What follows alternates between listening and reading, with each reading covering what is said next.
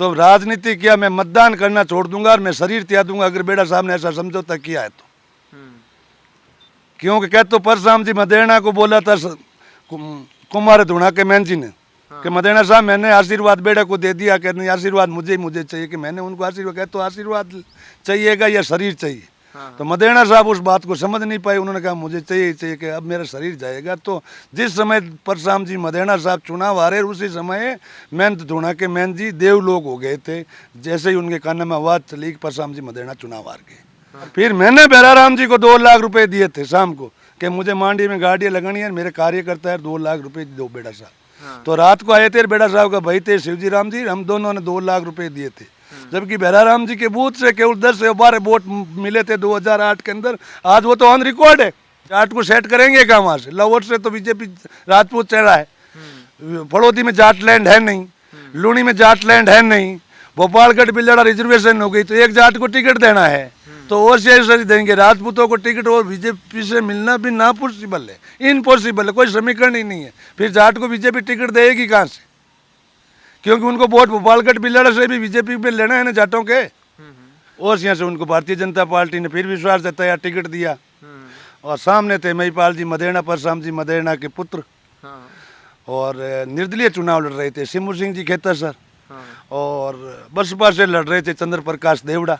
ये काम भी गजेंद्र सिंह शेखावत बता दे कि मैंने जलदाई के अंदर भोपालगढ़ के अंदर ये दिया है, ये दिया। बाकी मैं हर लीडर का सम्मान करता हूँ। जैसे किसी को टिकट दे तो फलोदी से पप्पू राम डारा को दे, और पप्पू राम डारा एक ऐसे आपके देवाराम जी भी, ये बीजेपी के एजेंट हैं, ये पार्टी के नहीं है। हमारे ज्ञान प्रकाश पिलानिया भी जाटों के मान संरक्षक थे, वो केवल बीजेपी के एजेंट थे। राज्यसभा पार्लियामेंट का टिकट ले लिए, राज्यसभा से चले गए, बेटे को एमएलए का टिकट दिला दिया। फिर जाट समाज आज उनको कोई नहीं पूछता है। मदेरणा साहब दिव्या तो अभी जवान है, यंग है, इनको बहुत कुछ ऊंचे जाना। तो कुछ मेरी भी उनसे राय है कि कुछ चीज़ें उत्तेजना से नहीं होती, सोच समझ के की जाए। उनका एनालाइज करे, फिर इंसोल्ट पूरा करने के बाद ही कोई वक्तव्य दे। हनुमान जी की यन ज्ञान परागण कोशिश है, क्या तो मेरा प्रत्याशी उतरे या बीजेपी का जो अच्छा प्रत्याशी होगा, या हनुमान जी कुछ भी कर सकते हैं दिव्या जी को हराने के लिए। नमस्कार दोस्तों, राजनीतिक बात आप करता है और इन्हीं क्षेत्र में मैंने बात करा भोपालगढ़ विधानसभा क्षेत्र, और वैसा भी अंशु बात करा क्योंकि आने भोपालगढ़ जकी अबार विधानसभा इन बारे में पूरा ध्यान है। और इन अलावा जकी राजनीतिक क्षेत्र है पहला रो, उन क्षेत्रों में काफ़ी टाइम जुड़ी है, तो उन बारे में भी बात कराला। नमस्कार जी। नमस्कार सर। तो सबों पहला मन यो बताओ 18 के प्रकार समीकरण रहेला और किन प्रकार इन बार चुनाव रहेला? ये भोपालगढ़ विधानसभा क्षेत्र अपन के राजस्थान के विधानसभा सन 52 से यहाँ से बना हुआ है। 52 से यहाँ से लगभग हमेशा यहाँ से राजस्थान के कांग्रेस के दिग्गज नेता रहे स्वर्गीय किसान नेता परशुराम जी मदेरणा का बोलबाला था। परशुराम मदेरणा सन 52 से लगा के 85 में उनकी सामने जनता दल से भोपालगढ़ के पूर्व विधायक अभी वर्तमान में किसान नेता नाथूराम मिर्जा के बाद में अगर मैं उनको पश्चिमी राजस्थान का अगर कोई किसान नेता है, किसान मसीहा है, तो नारायण राम बेड़ा कहूँ तो कोई अतिशोक्ति नहीं होगी। उन्होंने मदेरणा साहब के सामने 3 दफा चुनाव लड़े, 2 दफा वो मदेरणा साहब के सामने आ रहे। 85 के अंदर मदेरणा साहब को उन्होंने 5000 कुछ समथिंग वोटों से हराया। बीबीसी बोली थी उस समय। होली के आगे दिन, उस सामा के दिन परशुराम जी मदेरणा दिग्गज नेता थे, वो चुनाव हारे थे नारायण राम जी बेड़ा से। जनता दल से लड़े थे, चौधरी देवीलाल जी की पार्टी से थे। स्वर्गीय देवीलाल जी देश के उप प्रधानमंत्री तक वो पद पे गए, और उन्होंने हमेशा नारायण राम बेड़ा ने सिद्धांतों की राजनीति की, किसान की राजनीति की, गरीब मजदूर दलित की उन्होंने कभी अपने जीवन काल के अंदर आज बोत होती है तो कभी भी उन्होंने राजनीति के लिए किसी से समझौता नहीं किया, स्वच्छ राजनीति की। मैं उनको जहाँ तक से जानता हूँ, आज दिन तक मैं सत्य कह सकता हूँ, किसी मिंदर मस्जिद में जाके बेड़ा कैद जैसा मैंने इनको आदर्श माना कि इन्होंने हमेशा सच्चाई, किसान, मजदूर, दलित की आवाज़ की। जहाँ भी गए, जनता दल में थे, फिर इन्होंने 2003 के पहले बीजेपी ज्वाइन कर ली, और 2003 में बीजेपी से चुनाव लड़े थे, और 4000 समथिंग वोटों से वो चुनाव लूज हो गए थे। परंतु भारतीय जनता पार्टी के समय, वसुंधरा के समय भी पार्टी के उपाध्यक्ष रहे, कहीं कहीं पदों पे रहे। उनका बच्चा कैलाश बेड़ा जो अभी वर्तमान में इसी वार्ड से जिला परिषद सदस्य का प्रतिनिधित्व करता है, उनकी मैडम जिला परिषद सदस्य है। हाँ। और इनसे पहले भी बेड़ा जी की और पुत्रवधू, छोटी पुत्रवधू जिला परिषद सदस्य रही है। हाँ। हमेशा उन्होंने किसान की रानी, और उनका बेटा भी जय नारायण व्यास विश्वविद्यालय का प्रेसिडेंट रहा था यूपी 2000 के अंदर। अच्छा। तो हमेशा इनका पूरा परिवार हमेशा किसानों के प्रति, शुद्ध राजनीति की। 85 में इन्होंने चुनाव लड़ाया परशुराम जी को। फिर उसके बाद में कांग्रेस से कई लोभ प्रलोभन आए, परंतु इन्होंने हमेशा सिद्धांत की राजनीति की। इन्होंने पार्टी के सामने कभी झुका नहीं, जहाँ भी रहे सच्चाई से रहे, ईमानदारी से रहे, कड़काई से रहे। और वो भी मानते हैं सर छोटू राम को, कुंभाराम आर्य को अपन का आदर्श। अच्छा। इसलिए उन्हीं के पदचिन्हों पर हम चल रहे हैं। सारे किसानों को उनको बहुत कुछ, हमेशा आज भी जाते हैं तो रात को भी किसान के लिए वो काम के लिए 24 घंटा तैयार रहते हैं। हाँ। फिर अब के लिए 2003 के बाद भोपालगढ़ परिसमन में आ गए। हाँ। परिसमन से लगातार हमारे यहाँ से लोकप्रिय विधायक बीजेपी से रही कमसा मेघवाल, हाँ। और पिछला चुनाव था आरएलपी हनुमान बेनीवाल, और पुखराज जी गर्ग अभी वर्तमान से विधायक हैं। हाँ। और कांग्रेस यहाँ लूज हो गई 4-5 हज़ार वोटों से, और आरएलपी नहीं यार, बीजेपी 30 से थर्ड पे कॉल किया था। हाँ। अगर बेड़ा साहब होते तो थर्ड पे कॉल नहीं होता। और कांग्रेस नहीं जीतना, उनके पिताजी भी चले गए, सरोगास हो गया था उसी टाइम। हाँ। तो वो भी कुछ कमियां रही, कुछ कैंडिडेट की रही या कुछ रहे, कैसे भी करके जो जीता वो सिकंदर और पुखराज जी करके यहाँ से विधायक चुन के। हाँ। फिर बेड़ा साहब 2008 में यहाँ से रिजर्वेशन होने के बाद ओसियाँ चले गए। अच्छा। ओसियाँ से उनको भारतीय जनता पार्टी ने फिर विश्वास जताया, टिकट दिया, और सामने थे महिपाल जी मदेरणा, परशुराम जी मदेरणा के पुत्र, हाँ। और निर्दलीय चुनाव लड़ रहे थे सिमू सिंह जी खेतर सर, हाँ। और बसपा से लड़ रहे थे चंद्र प्रकाश देवड़ा। हाँ। जबरदस्त टप था, और उस समय भी बेड़ा साहब चुनाव 7-8 हज़ार मतों से चुनाव हार गए थे। तो अभी आप किसी सोशल मीडिया के जरिए देखा कि बेड़ा साहब ने 2008 के अंदर महिपाल जी को वोट दे रहा था। हाँ, बता रहे हैं कि गाड़ियाँ थी नाइट के समय इन्होंने दे दिया। मैं 2003 और 2008 के अंदर उनकी कैंपेनिंग करता था चुनाव की, और चीफ एजेंट था मैं।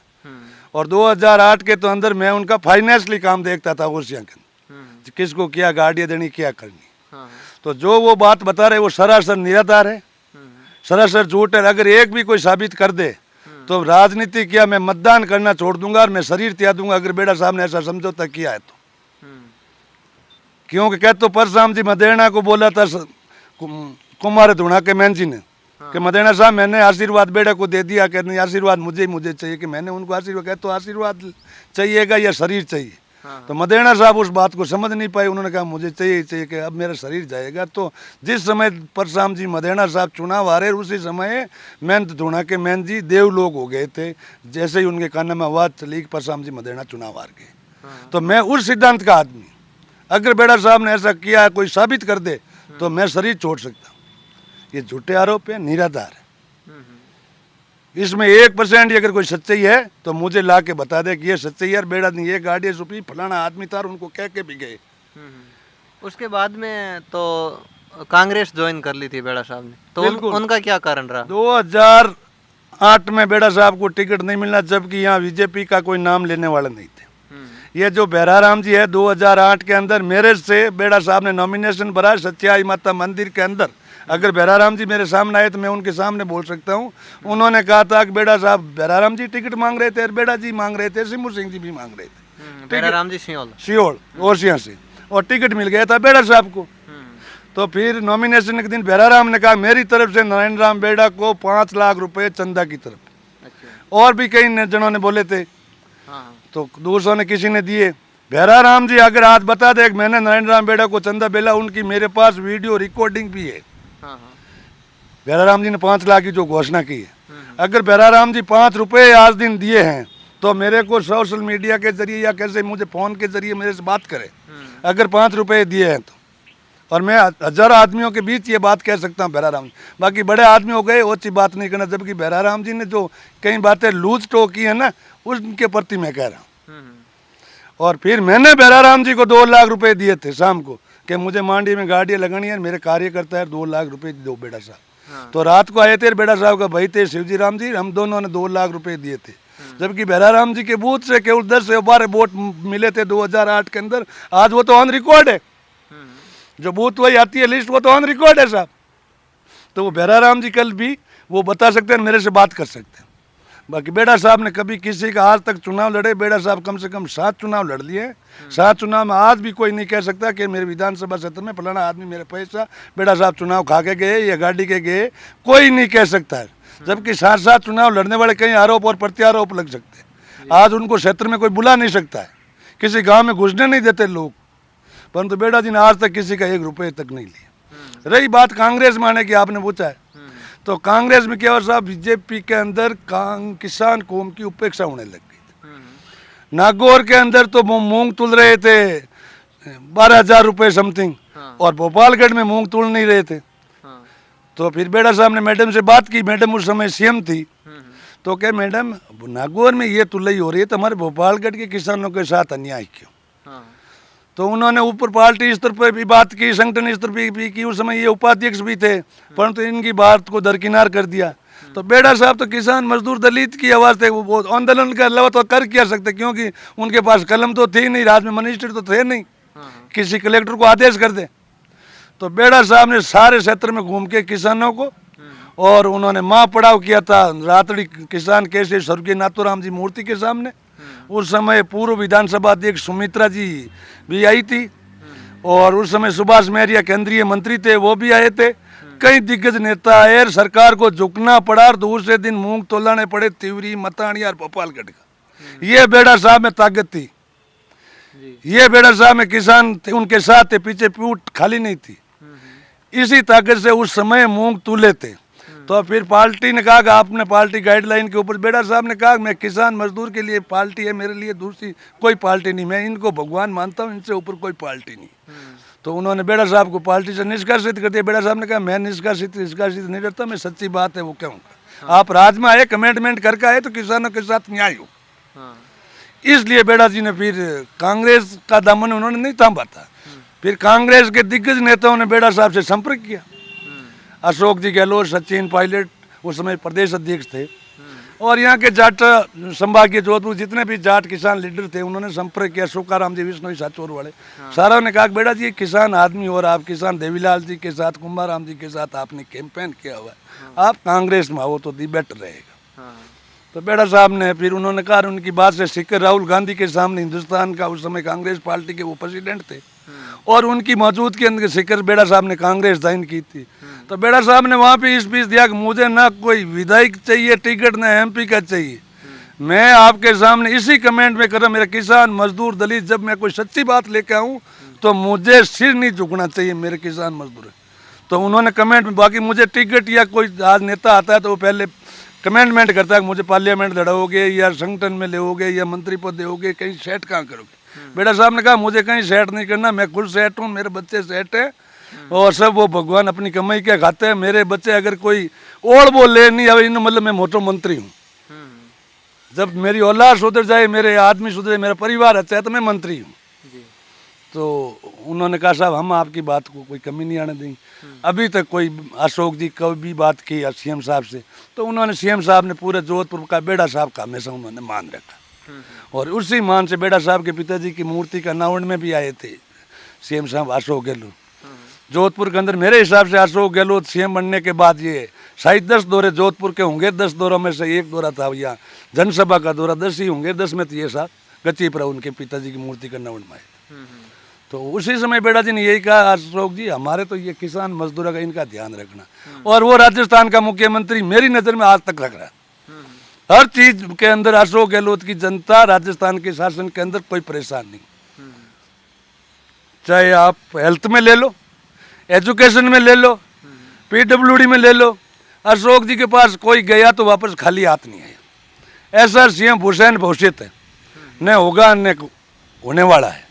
और वापस इस जनता जनार्दन से भगवान से यही दुआ करते हैं कि राजस्थान का वापस सरकार बने, और यही अशोक गहलोत राजस्थान का सीएम बने, राजस्थान एक अग्रणीय प्रदेश में चला जाए। ये जो बीजेपी वाले आरोप लगाए सारा निकलना आरोप, उन्होंने एक भी बता दे इतिहास के अंदर कि हमने ये राष्ट्रीय योजना घोषित की और ये आज देश के अंदर चल रही है। भारत के प्रधानमंत्री माननीय नरेंद्र मोदी ने जो ये नदियों के बारे में, कुछ वो जिलों के बारे में कहा, तो उन्होंने इस यार को राष्ट्रीय परियोजना भी घोषित नहीं करे, जबकि उनके खुद के भाषण का अजमेर के अंदर उन्होंने खुद ने पब्लिक इशू के अंदर कहा था कि मैं इनको राष्ट्रीय परियोजना घोषित करूँ। आज जोधपुर के शेखावत साहब जो जिन मंत्री हैं, जोधपुर आज भी पानी के लिए तरस रहा है, जबकि सेंट्रल का कोई एक मिनिस्टर होता है तो वो एक स्टेट के बराबर मुख्यमंत्री होता है। जबकि जोधपुर के अंदर आज भी जनता, राजस्थान की जोधपुर की जनता पानी के लिए तरस रही है। ये काम भी गजेंद्र सिंह शेखावत बता दे कि मैंने जलदाय के अंदर, भोपालगढ़ के अंदर ये दिया है, ये दिया। बाकी मैं हर लीडर का सम्मान करता हूँ, अच्छा काम किया तो उनका हर सम्मान। चाहे रामनारायण जी डूडी मिनिस्टर रहे तो जल के लिए किया, जैसे भी थे, सावरलाल जी थे, परशुराम जी मदेरणा भी थे, तो किसानों के आदमी थे, महिपाल जी मदेरणा थे, वो भी उन्होंने अच्छे किया। आरोप प्रत्यारोप लग रहे, अभी उनके कोई सिद्ध किसी के नहीं हुए ना, ठीक है नहीं। बाकी मदेरणा साहब ने जो किया वो तो कोई आपसे छिपा हुआ ही नहीं।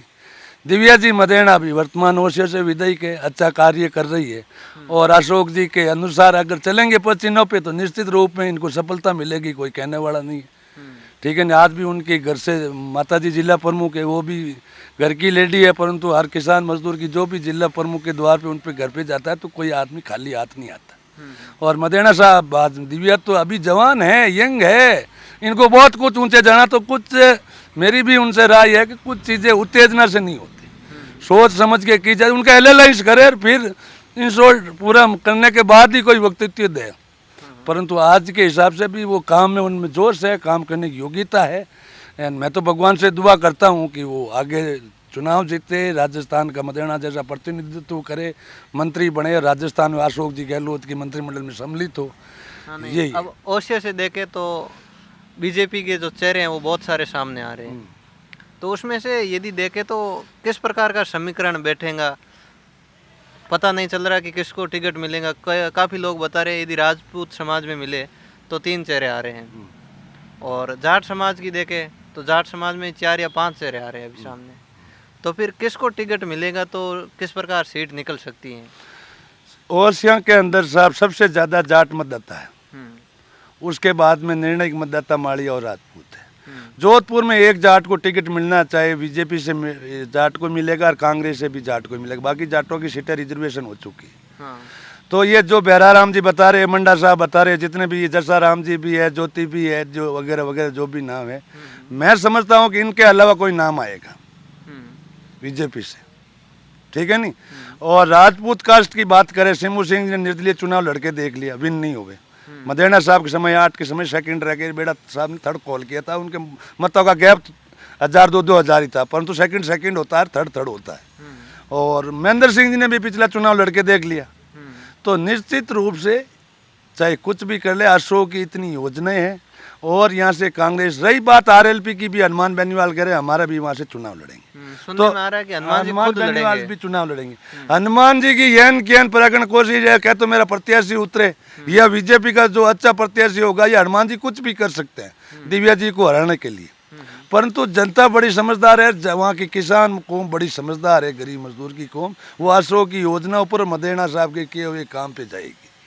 मैं ये आपको वादे के इस चैनल से कह सकता हूँ। और वापस मैं आपको, दिसंबर में चुनाव है, और मैं वापस दिसंबर के अंदर भी शपथ ग्रहण समारोह में आपसे मिल लूँगा।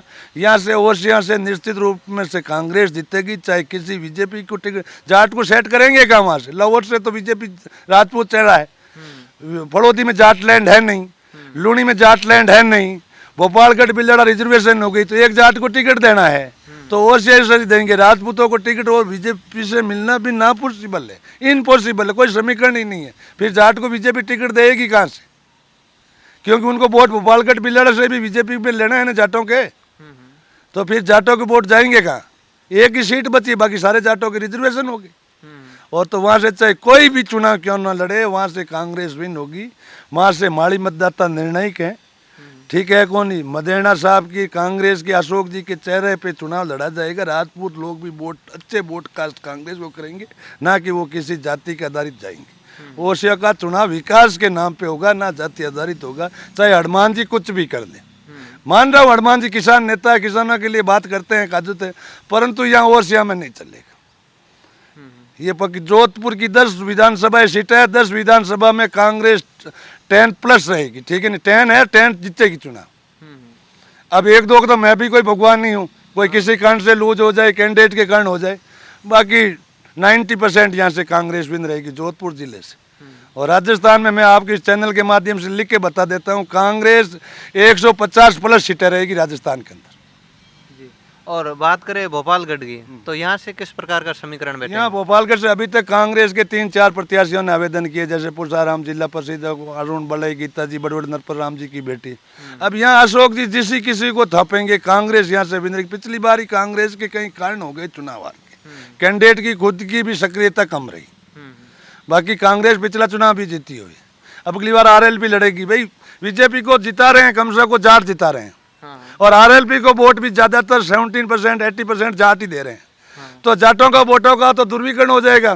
कुछ कांग्रेस में चले जाएंगे और कुछ बीजेपी में चले जाएंगे और कुछ आरएलपी में। आरएलपी में दूसरी कास्ट तो कोई बड़ी वोट दे नहीं रही है, मोटा मोटी आंकड़ा देखा जाए तो फिर यहाँ कांग्रेस बिल्कुल चुनाव जीतेगी। यहाँ जाटों के बाद में सबसे ज़्यादा मतदाता SC ST और फिर माड़ी मतदाता है, ठीक है नहीं।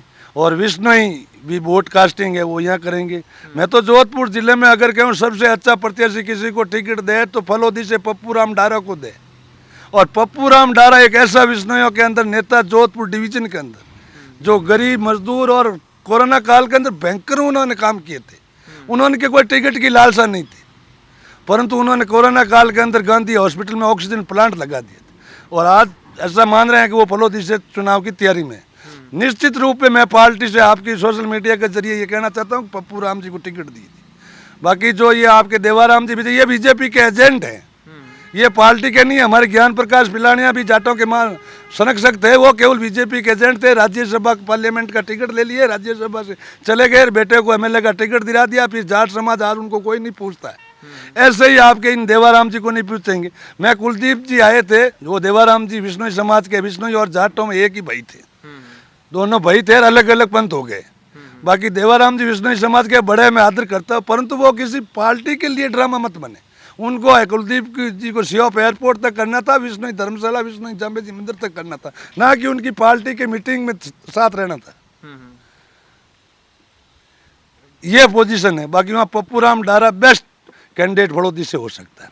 तो फलोदी से सूत्रों के अनुसार ऐसा पता चल रहा है कि भाई कृष्णाराम जी को अब की बार फलोदी से चुनाव लड़वाएंगे। फलोदी से कृष्णाराम जी लड़ाए। कृष्णाराम जी वहाँ फलोदी से चुनाव नहीं जीतेंगे, वो अपने क्षेत्र लोवट से ही जीत पाएंगे। जो मुझे बिरे में कोई पसंद नहीं कर सकता है तो काष्टी बावड़ी में कौन पसंद करेगा। मेरे गांव से ही चुनाव जीतूंगा, दूर से वहाँ प्रत्याशियों की कमी तो विष्णु वहाँ नहीं है क्या? इतने कृष्णाराम जी बड़े नहीं हुए कि वो कोई 4 कांस्टिट्यूंसी को प्रभावित कर सकते हैं। कृष्णाराम जी अशोक जी के नाम से ही जीते हैं ना, और कृष्णाराम जी दीजिए जिला प्रति सरपंच ही थे ना। तो पप्पू राम डारा की तो आज पैठ है और जोधपुर संभाग के अंदर। अच्छा, और बात करें भोपालगढ़ के विकास की, तो पिछले समय RLP आई है, बता रहे हैं RLP किसान कौम के लिए भला करती है, तो यहाँ पर विकास क्या हुआ है कुछ बताओ। यहाँ विकास राजस्थान सरकार की तरफ से विकास हुआ है, अशोक गहलोत की योजना का विकास हुआ है। बाकी यहाँ RLP का पुकरा जी कैंडिडेट है, उनकी ये मैं प्लस पॉइंट, उन्होंने कभी द्वेष भावना से काम नहीं किया। वो विधायक रहते हुए उन्होंने ये कभी नहीं सोचा कि इन्होंने मेरे को वोट दिया, इनको मैं काम दूँ, इस सरपंच को दूँ, इस सरपंच से लूट रहा, ऐसी कोई बात नहीं। मैं बिरई के बता दूँ, बिरई में सरपंच जाट है अभी वर्तमान में, जो सबसे ज्यादा माड़ियों की आबादी है। और यहाँ से जाट सरपंच होने के बाद भी पुकरा जी ने यहाँ 60-70 लाख का काम दिया, जबकि बिरई में जाटों के मतदाता 100-150 मतदाता है, और पुकरा जी शायद इस चुनाव के अंदर 200 वोट समथिंग मिले होंगे बिरई से, मेरे हिसाब से 200 से ज्यादा नहीं मिले, अंडर 200 ही रहे हैं। फिर भी वो विकास के लिए उन्होंने पैसे दे दिए। अब जीतना करना तो वो तो जाति आधारित जीतेंगे। और जो ये भोपालगढ़ का क्या MLA साहब की डीजे से विकास फंड तो अशोक गहलोत नहीं दिया ना, अशोक गहलोत की ये तो अनुसंज्ञा कर सकते हैं, बाकी मंशा तो अशोक जी की थी, तब ये विकास हुआ। तो अशोक की गहलोत के राज के अंदर बहुत कुछ यहाँ विकास हुआ भोपालगढ़ के अंदर। निश्चित रूप से यहाँ से कांग्रेस जीतेगी। RLP के अंदर जो अभी युवा है वो है, बाकी वो सीटों के अंदर कन्वर्ट RLP नहीं होगी राजस्थान के अंदर, ये मैं आपको बता देता हूँ, और आपके चैनल पे आके मैं बात कर लूँ। और बात करें भाजपा के चेहरे यहाँ से कितने हैं अभी? भाजपा के चेहरे 3-4 है। कमसा है, वो किरण डांगी है, रामलाल मेघवाल है, परंतु कमसा नॉट डाउट यहाँ से पब्लिक लीडर है, क्योंकि वो 2 बार MLA भी रही है। परंतु अब ये बीजेपी की जो संघ लोबी है, मोदी लोबी है, वो सुनने में आ रहा है कि भाई इस वसुंधरा टीम को वो पसंद नहीं करते। परंतु यहाँ से वसुंधरा की टीम से अगर वो कमसा न तो कोई टीमें देखी ना देखी, उन्होंने हमसे ऐसा किसी आम आदमी से जुड़ाव रखा है। अब जीतना हारना जनता के हाथ में, परंतु मैं जो कहता हूँ वो सत्य कहता हूँ, सत्य के सिवाय कुछ नहीं। जी बिल्कुल, ठीक है ना जी बिल्कुल, बहुत बहुत धन्यवाद। तो दोस्तों आपने देखा, अभी मैं था भोपालगढ़ विधानसभा के क्षेत्र में, और बात बताई। और यदि आपको अच्छा लगा और यदि कोई डाउट है किसी बात के तो कमेंट ज़रूर करना, क्योंकि कमेंट हम ज़रूर देखते हैं और उसके ऊपर फिर से एक बार डिस्कस कर लेंगे। फिर मिलेंगे एक नए वीडियो के साथ। मैं राकेश गोदरा, आप देख रहे हो RCR मीडिया प्लेटफॉर्म। धन्यवाद।